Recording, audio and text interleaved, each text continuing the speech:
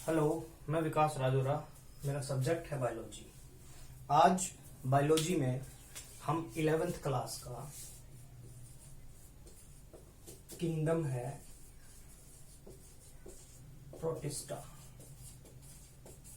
इसके बारे में जानेंगे। प्रोटिस्टा, एर्नेस्ट हैकेल ने जितने भी यूकैरियोटिक और यूनिसेलुलर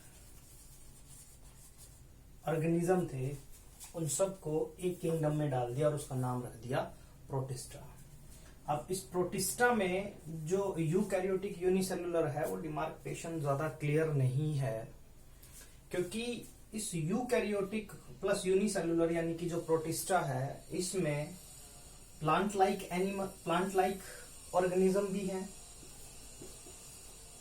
एनिमल लाइक भी और फंगस लाइक भी। यानी कि कुछ कुछ करेक्टर जो प्रोटिस्टा में जो ऑर्गेनिज्म है उनके कुछ करेक्टर्स जो है वो प्लांट, एनिमल और फंगस से मिलते हैं। तो डिमार्केशन जो है वो ज्यादा क्लियर नहीं है। तो प्रोटिस्टा में हम क्या करते हैं, इसको पढ़ने के लिए इसको बेसिकली 5 टाइप में डिवाइड कर देते हैं प्रोटिस्टा को। तो सबसे पहला जो टाइप है हमारा वो है हमारा क्राइसोफाइट। क्राइसोफाइट को डायटम्स या फिर गोल्डन एल्गी भी बोलते हैं। डायटम्स या फिर गोल्डन एल्गी मिलेंगे कहां पर? हैबिटेट। पढ़ने का तरीका यही है, शुरुआत करेंगे हैबिटेट से। कहाँ मिलेंगे? और जो प्रोटिस्टा होते हैं वो मोस्टली वाटर में ही पाए जाते हैं। तो वाटर में कैसे? तो जैसे फॉर एग्जांपल हम एक एक करके बात कर लेते हैं। तो इसकी बात करते हैं, फिलहाल डायटम्स की बात करते हैं। कहाँ मिलेगा हैबिटेट? ये आपको मेराइन और फ्रेश दोनों तरह के वाटर में मिल जाएगा। मेराइन वाटर और फ्रेश वाटर दोनों तरह के वाटर में हमें डायटम्स या गोल्डन एल्गी देखने को मिल जाएगा। दूसरा, दिखने में कैसे हैं? अगर दिखने में बात करें तो ये माइक्रोस्कोपिक होते हैं। और माइक्रोस्कोपिक होते हैं तो ये क्या करते हैं, जो वाटर करंट होता है उसके साथ फ्लो करते हैं। तो क्योंकि माइक्रोस्कोपिक है, वाटर करंट के साथ फ्लो करते हैं, इसीलिए इनको प्लैंक्टॉन्स बोला जाता है। प्लैंक्टॉन्स एक्चुअल में वो छोटे प्लांट लाइक ऑर्गेनिज्म होते हैं जो फ्री फ्लोट करते हैं सरफेस पर, उनको प्लैंक्टॉन्स बोला जाता है। तो ये प्लैंक्टॉन्स होते हैं। अब अगर इनकी और बात करें तो इनके बाहर सेल वॉल होती है, और हम जानते हैं सेल वॉल जो होती है वो प्लांट का भी एक कैरेक्टरिस्टिक है। तो इसीलिए जो डायटम्स होते हैं वो प्लांट लाइक होते हैं। तो सेल वॉल जो होती है ये फॉर्म करती है, it form thin overlapping shell. ये सेल जो होती है ये टू थिन ओवरलैपिंग शेल बनाती है, जो ऐसा लगता है जैसे एक शॉप बॉक्स हो, लाइक दिस, इस तरीके से। तो यहां पर ये क्या कर गई, ओवरलैप कर गई। तो इसीलिए कैसी नजर आ रही है, एक शॉप बॉक्स जैसी, इस तरीके से। चलो नेक्स्ट देखते हैं डायटम्स का अगला कैरेक्टरिस्टिक। डायटम्स जो होते हैं ये जहां पर रहते हैं वहां पर सेल वॉल छोड़ देते हैं अपनी। They left behind the cell wall in their habitat. अपनी हैबिटेट पर ये बहुत सारी जो सेल वॉल है वो छोड़ देते हैं। तो जहां पर ये अपनी सेल वॉल छोड़ते हैं वो मिलियन ऑफ ईयर्स तक वही रहती है, पड़ी रहती है। तो उस अर्थ को जहां पर इन्होंने सेल वॉल को छोड़ा था, उस हैबिटेट को, और क्योंकि वो बिलियन ऑफ ईयर्स तक वही थी, तो उस अर्थ को नाम दे दिया गया डायएटमसियस अर्थ, डायएटमसियस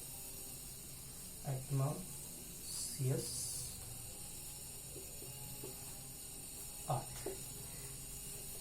जहां पर इन्होंने अपनी सेल वॉल को छोड़ा था। अब जहां छोड़ा था तो जो डायएटमसियस अर्थ थी वहां से इस सेल वॉल को निकाला जाता है और यूज किया जाता है किसके लिए? सिरप बनाने के लिए, पॉलिशिंग के लिए और ऑयल फिल्ट्रेशन के लिए। सिरप, पॉलिशिंग और ऑयल फिल्ट्रेशन के लिए इस वॉल का यूज किया जाता है।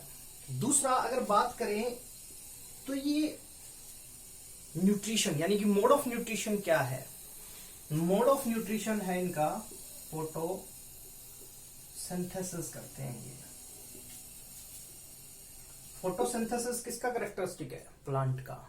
इसीलिए एक और कैरेक्टर इनका प्लांट से मैच करता है, that mean plant like. Next, due to this photosynthesis, क्योंकि ये फोटोसिंथेसिस कर सकते हैं इसीलिए वाटर में ये सबसे ज्यादा प्रोड्यूसर्स होते हैं। यानी कि सी के जो प्रोड्यूसर हैं बहुत बड़े, वो डायटम्स है। Diatoms are the producers in sea, यानी कि मैराइन वाटर में। ये थे हमारे क्राइसोफाइट यानी कि डायटम्स के कैरेक्टरिस्टिक्स। नेक्स्ट देखते हैं हमारा नेक्स्ट जो है प्रोटिस्टा, वो है आपका डाइनोफ्लैजिलेट्स। डाइनोफ्लैजिलेट्स नाम से पता लग रहा है डाई माने टू फ्लैजिला प्रेजेंट होती है इनमें।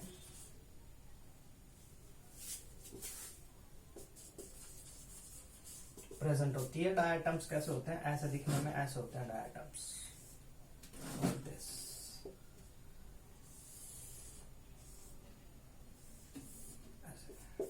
ये डायटम्स है।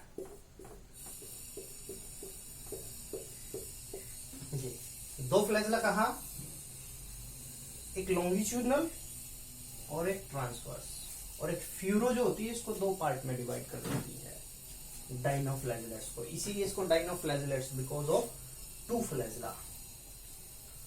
दो फ्लैजिला के कारण ये क्या कहलाया? डाइनोफ्लैजिलेट्स। बात करते हैं अब, ये तो बात होगी इसको डाइनोफ्लैजिलेट्स क्यों कहते हैं। अब बात करते हैं हैबिटेट की। ये मैराइन वाटर में पाए जाते हैं। दूसरी इंपॉर्टेंट बात, अगर मोड ऑफ न्यूट्रिशन की बात करें तो मोड ऑफ न्यूट्रिशन में ये भी फोटोसिंथेसिस करते हैं, यानी कि अपना खाना खुद बनाते हैं, ऑटोट्रॉफिक होते हैं। दूसरा, अगर इनके कलर की बात करें तो इनका कलर कैसा होता है? कलर की बात करें तो इनका जो कलर होता है वो रेड, येलो, ब्लू, किसी भी कलर के हो सकते हैं। बस डिपेंड करता है कि उसमें वो जो पिगमेंट है वो ज्यादा कौन सा है। अगर रेड पिगमेंट ज्यादा है तो उसका कलर रेड होगा, येलो पिगमेंट ज्यादा है तो येलो होगा, और अगर ब्लू पिगमेंट ज्यादा है तो उसका कलर ब्लू होगा। नेक्स्ट, इसमें एक और इसका कैरेक्टरिस्टिक है कि इसकी जो सेलुलोज है, जो सेलुलोज प्लेट है वो इसके बाहर आउटसाइड में, इसके आउटसाइड में सेलुलोज प्लेट्स पाई जाती हैं। आउटर साइड में सेलुलोज प्लेट पाई जाती है। तो ये भी प्लांट का एक कैरेक्टरिस्टिक फीचर है, यानी कि प्लांट में ही सेलुलोज पाया जाता है। सेल वॉल जो होती है वो बाहर की तरफ होती है और उसमें किसकी बनी होती है? सेलुलोज की बनी होती है। इसमें प्लेट्स होते हैं। नेक्स्ट, इसका अगला कैरेक्टरिस्टिक्स देखते हैं। Colour red. फॉर एग्जाम्पल, एक इसने एग्जाम्पल लिया है रेड डाइनोफ्लैजिलेट्स का। रेड डाइनोफ्लैजिलेट्स में एक एग्जाम्पल लिया है इसने। एग्जाम्पल क्या है? Red dinoflagellates. पूरा लिख देता हूं, चलो। डाइनोफ्लैजिलेट्स एग्जाम्पल है उस डाइनोफ्लैजिलेट्स का ग्नायोलेक्स। ग्नायोलेक्स, ग्नायोलेक्स, ग्नायोलेक्स। ये क्या करता है, मेराइन वाटर से न्यूट्रिएंट लेकर मल्टीप्लीकेशन करना स्टार्ट कर देता है, यानी कि डिवाइड करना शुरू कर देता है, और इतना ज्यादा डिवाइड कर देता है कि उस सी वाटर पर एक रेड कलर की चादर सी बना लेता है, यानी कि उसको पूरे को कवर कर लेता है, जिसको बोला जाता है रेड टाइड्स। रेड जो डाइनोफ्लैजलेट्स है, एग्जांपल दे दिया उसमें ग्नायोलेक्स का, मेराइन वाटर में मल्टीप्लाई कर जाता है, यानी कि डिवाइड करके अपना नंबर बढ़ा लेता है, बहुत ज्यादा नंबर बढ़ा लेता है, और इतना नंबर बढ़ा लेता है कि सरफेस को रेड कर देता है, क्योंकि इसका कलर कैसा है, रेड, और उसको बोला जाता है रेड टाइड। नेक्स्ट, ये क्या करते हैं, ये मैराइन वाटर में टॉक्सिन्स भी सिक्रीट करते हैं, और टॉक्सिन क्या करेगा, जो मैराइन वाटर में ऑर्गेनिजम्स है उनके लिए हार्मफुल होगा और उनको किल करता है वो टॉक्सिन। ये था हमारा डाइनोफ्लैजलेट्स।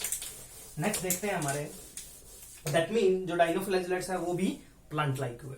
नेक्स्ट देखते हैं उसके बाद यूग्लिनोइड्स। यूग्लिनोइड्स कहाँ मिलेंगे, यूग्लिनोइड्स आपको फ्रेश वाटर में मिलेंगे, यानी कि हैबिटेट क्या मिली इनकी, हैबिटेट फ्रेश वाटर में मिलेंगे हमें। दूसरा, मोस्टली फोटो सिंथेटिक होते हैं ये। एग्जाम्पल अगर इसमें बात करें तो एग्जाम्पल इसमें हम यूग्लिना का ले लेते हैं।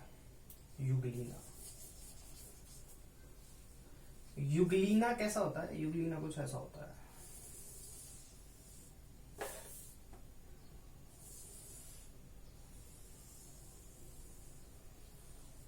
Like this. दो फ्लैजला होती हैं, एक लार्ज होती है और एक स्मॉल होती है, एक लार्ज होती है और एक लार्ज फ्लैजला, और ये हो गई small flagella. There is two flagella, दो फ्लैजला होंगी। नेक्स्ट देखते हैं इसका कैरेक्टरिस्टिक। यूग्लिनोइड्स में सेल वॉल की बजाय प्रोटीन लेयर होती है, और उस प्रोटीन लेयर को बोला जाता है पेली सेल। इसका मतलब इसका कुछ ना कुछ रोल भी होगा। वॉल, सेल वॉल की बजाय क्या प्रेजेंट है, प्रोटीन की लेयर, पेली सेल। क्या रोल है, फ्लेक्सिबिलिटी,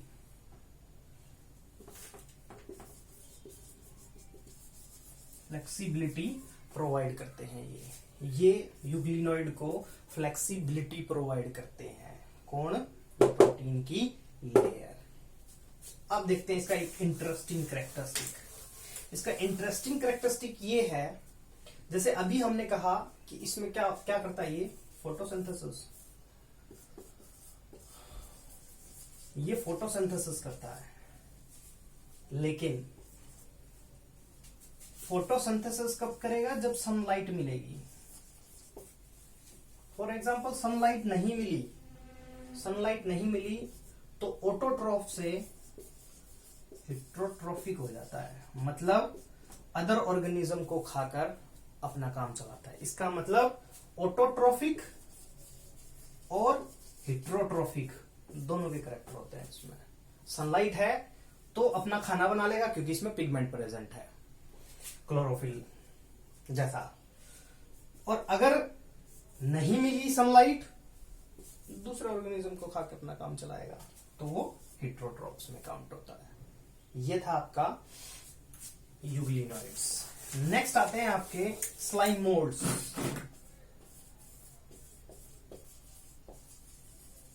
स्लाइम मोल्ड्स ये फंगस लाइक होते हैं।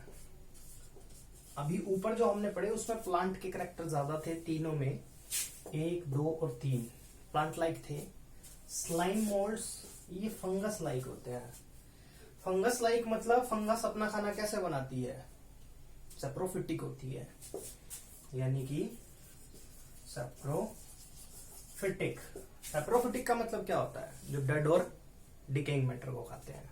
तो ये अपना खाना कहां से लेंगे? They are saprophytic. तो ये अपना खाना कहां से लेंगे? जो डिकेइंग ट्विग्स होती है टहनी, ट्विग्स और जो लीव्स होते हैं वहां से ये अपना फूड ऑब्टेन करेंगे। कौन? आपके स्लाइम मोल्ड्स। नेक्स्ट देखते हैं, एक इंटरेस्टिंग कैरेक्टरिस्टिक देखते हैं स्लाइम मोल्ड्स का। स्लाइम मोल्ड्स में क्या होता है, क्योंकि यूनिसेलुलर है, यूकैरियोटिक है, दैट मीन सारे ऑर्गेनिज्म में प्रेजेंट होते हैं। तो क्या होता है, अगर इनको क्या मिलती है, सुटेबल कंडीशन मिलती है या फेवरेबल कंडीशन मिलती है, तो ये यूग्लिनोइड्स एग्रीगेट्स कर जाते हैं, सॉरी ये स्लाइम मोल्ड्स एग्रीगेट कर जाते हैं और एग्रीगेट करके एक स्ट्रक्चर बनाते हैं जिसको बोला जाता है प्लाज्मोडियम। स्लाइम मोल्ड्स को सुटेबल कंडीशन मिल जाती है तो एग्रीगेट करते हैं, यानी कि जुड़ जाते हैं, इकट्ठा हो जाते हैं और प्लाज्मोडियम बनाते हैं, स्ट्रक्चर बनाते हैं जिसको बोलते हैं प्लाज्मोडियम। और अगर वो सुटेबल कंडीशन खत्म हो जाए, यानी कि अनफेवरेबल कंडीशन आ जाए, अनसुटेबल कंडीशन आ जाए, तो ये प्लाज्मोडियम खत्म हो जाता है, यानी कि जो स्लाइम मोल्ड्स हैं वो अलग अलग हो जाते हैं और फ्रूटिंग बॉडी बनाते हैं। यानी कि पहले कैसा बना रहा था, जब सुटेबल कंडीशन थी तो प्लाज्मोडियम, और जब अनफेवरेबल कंडीशन आई, ये रही हमारी अनफेवरेबल कंडीशन आई, तो क्या बना दिया, fruiting body. Fruiting body produce करती है स्पोर, फ्रूटिंग बॉडी प्रोड्यूस करती है स्पोर। स्पोर के बाहर ये स्पोर के बाहर होती है प्रोटेक्टिव लेयरिंग। ये प्रोटेक्टिव लेयर क्या करती है, उन स्पोर्स को लंबे टाइम तक अनफेवरेबल कंडीशन में सरवाइव करने में मदद करती है। फिर से सुटेबल कंडीशन है तो एग्रीगेट करके प्लाज्मोडियम बनाएंगे, प्लाज्मोडियम बन गया सुटेबल कंडीशन में। अनफेवरेबल कंडीशन या अनसुटेबल कंडीशन है तो वो बनाएंगे फिर fruiting body. Fruiting body produce करते हैं स्पोर, उनके टिप से, फ्रूटिंग बॉडी के टिप से स्पोर्स बनेंगे। स्पोर के बाहर होती है प्रोटेक्टिव कवरिंग, और प्रोटेक्टिव कवरिंग जो है वो स्पोर को लंबे टाइम तक अनफेवरेबल कंडीशन में सरवाइव करने में मदद करती है। दूसरा, ये वाटर करंट एयर के साथ ये स्पोर डिस्पर्स हो जाते हैं। ये था हमारा नेक्स्ट, यानी कि slime moulds, fungus like characteristics, क्योंकि डेड और डिकेइंग पर सरवाइव कर रहे थे। नेक्स्ट देख लेते हैं, उसके बाद आता है हमारा लास्ट, प्रोटोजोआ। प्रोटोजोआन, इसको प्रोटोजोआन बोलते हैं, मोस्टली पैरासाइट होते हैं ये। तो ये भी क्या होते हैं, 4 टाइप के होते हैं। प्रोटोजोआन जो होते हैं ये 4 टाइप के होते हैं और ये एनिमल लाइक होते हैं, एनिमल लाइक। तो जैसे हमने स्टार्टिंग में बात की थी, प्लांट लाइक, फंगस लाइक और एनिमल लाइक, तीनों टाइप के हो गए। तो एनिमल लाइक कैसे होंगे, क्योंकि बाहर सेल वॉल नहीं होगी। दूसरा, अपना खाना खुद नहीं बनाएंगे, हेटेरोट्रॉपिक होंगे, दूसरों से लेंगे अपना खाना। तो ये 4 टाइप के होते हैं। सबसे पहला होता है, इनकी शेप के अकॉर्डिंगली और इनके स्ट्रक्चर के अकॉर्डिंगली, मॉर्फोलॉजी के अकॉर्डिंगली इनको फर्दर डिवाइड किया जाता है प्रोटोजोआ को, और वो 4 टाइप के होते हैं। सबसे पहला है हमारा अमीबॉइड। अमीबॉइड नाम से पता लग रहा है, जिसकी शेप अमीबा जैसी होगी।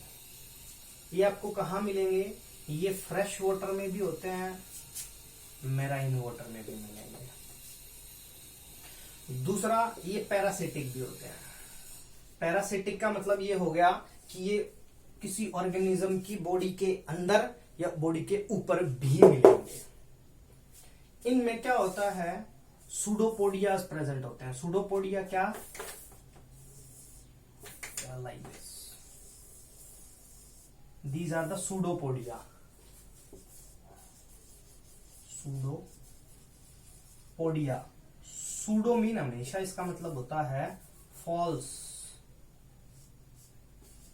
फॉल्स।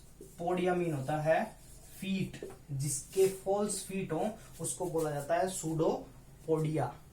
तो इसमें सूडोपोडिया प्रेजेंट होते हैं और सूडोपोडिया की मदद से ये अपने फूड को कैप्चर कर लेता है। 10th क्लास में मोड ऑफ न्यूट्रिशन पढ़ा था अमीबा में, तो वही उसी की बात कर रहा है ये। तो पैरासिटिक है तो क्या होगा, दूसरों की बॉडी पर मिलेगा, सूडोपोडिया प्रेजेंट होंगे, सूडोपोडिया जो उनका फूड होता है उसको अपटेक करने में मदद करेंगे। एक एग्जांपल भी है हमारे पास प्रोटोजोआ का जो ह्यूमन के अंदर डिजीज कर देता है, उसका नाम है एंट अमीबा। एंट अमीबा हिस्टेलेटिक होता है, इसका पूरा नाम 12th क्लास में पढ़ेंगे इसे। डिजीज कोज कर देता है ये, इंटेस्टाइन में जाकर उसको ब्लॉक कर देता है, कॉन्स्टिपेशन कर देता है, डेथ भी हो सकती है, ये इतना खतरनाक होता है, ये आदमी को जान से भी मार सकता है। ब्लीडिंग होनी स्टार्ट हो जाती है, आदमी के इंटेस्टाइन में जाकर वहां पर नुकसान करना शुरू कर देता है। तो ये था हमारा प्रोटोजोआ में सबसे पहला अमीबॉइड। दूसरा लेते हैं हम फ्लैजिलेटेड। दूसरा एग्जांपल है हमारा फ्लैजिलेटेड। फ्लैजिलेटेड का पहले एग्जांपल ही देख लेते हैं। एग्जांपल इसलिए क्योंकि ये हमने 9th क्लास में पढ़ा था, जब हमारा एक चैप्टर था वाई डू वी एल। तो वाई डू वी एल में ये एक एग्जांपल आया था पैरासाइट का, कि एक डिजीज कर देता है स्लीपिंग सिकनेस, और उस फ्लैजिलेटेड प्रोटोजोआ का नाम था ट्रिप्नोसोमा। ट्रिप्नोसोमा फ्लैजिलेटेड क्यों बोला जाता है, क्योंकि इसमें एक लार्ज फ्लैजिला प्रेजेंट होती है। अगर इस ट्रिप्नोसोमा का डायग्राम देखना है तो हेल्थ बुक में मिलेगा, और हेल्थ बुक आपके पास नहीं है तो 9th क्लास की बुक में देख लेना। इस तरीके से एक ऑर्गेनिज्म दिखेगा, इसको बोलेंगे ट्रिप्नोसोमा। ये एक लार्ज फ्लैजिला इसमें प्रेजेंट होती है, इसलिए इसको फ्लैजिलेटेड बोलते हैं। ट्रिप्नोसोमा है, पैरासाइट का काम करता है, डिजीज कोज कर देता है ह्यूमन में स्लीपिंग सिकनेस। पैरासिटिक होता है, यानी कि दूसरों की बॉडी पर रहता है, तो ये इसकी हैबिटेट हो गई। नेक्स्ट देख लेते हैं हम। उसके बाद आता है हमारा सीलिएटेड। सीलिएटेड नाम से पता लग रहा है पूरी बॉडी पर सीलिया प्रेजेंट होंगे। सीलिया एग्जाम्पल इसका देख लेते हैं, पैरामीशियम इसका एग्जाम्पल आ जाता है। पैरामीशियम है, ऐसा होता है, स्लीपर शेप्ड बोलते हैं इसको, स्लीपर शेप्ड। पूरी बॉडी पर सीलिया प्रेजेंट होते हैं। ये सीलिया इसकी मूवमेंट में मदद करते हैं। ये इसका माउथ लाइक स्ट्रक्चर होता है, और ये इसकी कैविटी होती है, इसको गुलेट बोलते हैं। गुलेट, कैविटी को गुलेट बोलते हैं। यहां से फूड एंटर करेगा और उसके अंदर जैसे ही ये पैरामीशियम के अंदर जाएगा, इसमें स्ट्रीमिंग मूवमेंट होगी और फूड जो है वो इस तरीके से मूव करेगा।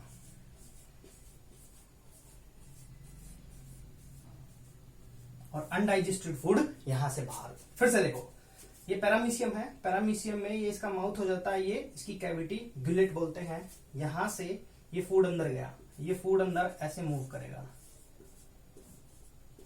लाइक दिस, फिर यहां से बाहर आ जाएगा। जैसे जैसे फूड मूव करेगा वो ब्रेक डाउन होता चला जाएगा, और फाइनली जो वेस्ट है वो यहां से बाहर हो जाएगा, और जो एब्जॉर्ब करने वाला था वो बीच में एब्जॉर्ब हो चुका होगा।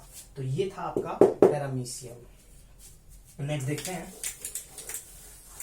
Last, Sporozoa. स्पोरोजोआन एग्जाम्पल से शुरू करते हैं। प्लाज्मोडियम। अब यहां पर ध्यान से देखना, एक प्लाज्मोडियम यहां आया है स्पोरोजोआन में, एक प्लाज्मोडियम स्लाइम मोल्ड में आया था। दोनों में डिफरेंस लिखने का होगा। ये साइंटिफिक नेम है, इसीलिए इटैलिक होता है। बाइनोमियल नोमेनक्लेचर पढ़ा है हमने। ये साइंटिफिक नेम होता है। प्लाज्मोडियम विवॉक्स, फ्लेसिपेरम, अलग अलग टाइप का होता है। तो ऑब्वियस सी बात है ये इटैलिक में लिखे रहेंगे। इनकी पहचान ये होगी कि जब नॉर्मल लिखा रहे तो वो समझ लेना वो स्लाइम मोल्ड का था, और वो इटैलिक मतलब थोड़े से तिरछा लिखा रहे प्लाज्मोडियम, तो समझ जाना कि वो इस पैरासाइट की बात कर रहा है। आप बुक में जब इसे पढ़ेंगे एनसीईआरटी में किसी में भी, तो उसे ध्यान से देखना, आपको कंपेयर करके देखना स्लाइम मोल्ड का प्लाज्मोडियम और जो स्पोरोजोआन में जो प्लाज्मोडियम लिखा है उसमें लिखावट में आपको क्या फर्क नजर आता है। तो वही फर्क है जो आपको मदद करेगा पहचानने में कि स्लाइम मोल्ड का कौन सा है और स्पोरोजोआ का कौन सा है। निट में कई बार ये कंफ्यूजन हो जाता है, तो निट में इसी से रिलेटेड क्वेश्चन पूछ लेते हैं आपसे। चलो, तो प्लाज्मोडियम, स्पोरोजोआ आपको पता है। इसको स्पोरोजोआन क्यों बोला जाता है? क्योंकि इसकी लाइफ साइकिल में ये स्पोर लाइक होता है, ये because it is spore like. Spore like होने के कारण इसको स्पोरोजोआन बोला जाता है। और ये सुना हो एक डिजीज कोज करता है ह्यूमन में, मलेरिया। दैट मीन पैरासिटिक होता है, होस्ट में प्रेजेंट होता है, उसको किल भी कर सकता है, लीवर में देन ब्लड में, दोनों में पाया जाता है। तो इसको बोलते हैं हम स्पोरोजोआन। प्लाज्मोडियम इसका एग्जाम्पल, स्पोर लाइक होते हैं, मलेरिया कोज करते हैं। ये था आपके प्रोटिस्टा। हर एक लाइन को ध्यान से पढ़ना, क्योंकि अगर आप निट का एग्जाम सोच रहे हैं तो वहां पर एनसीईआरटी और वो भी 11th क्लास की बहुत ज्यादा इंपॉर्टेंट है। हर क्वेश्चन, हर लाइन में क्वेश्चन है उसकी। तो इसीलिए मैंने हर लाइन को, अगर आप ध्यान से जो मैंने पढ़ाया है एनसीईआरटी को ध्यान से पढ़ेंगे तो हर लाइन में कोई भी वर्ड आए तो मैंने उसका मतलब आपको बता दिया है। तो इसीलिए हर लाइन को बड़े ध्यान से पढ़ना। Thank you.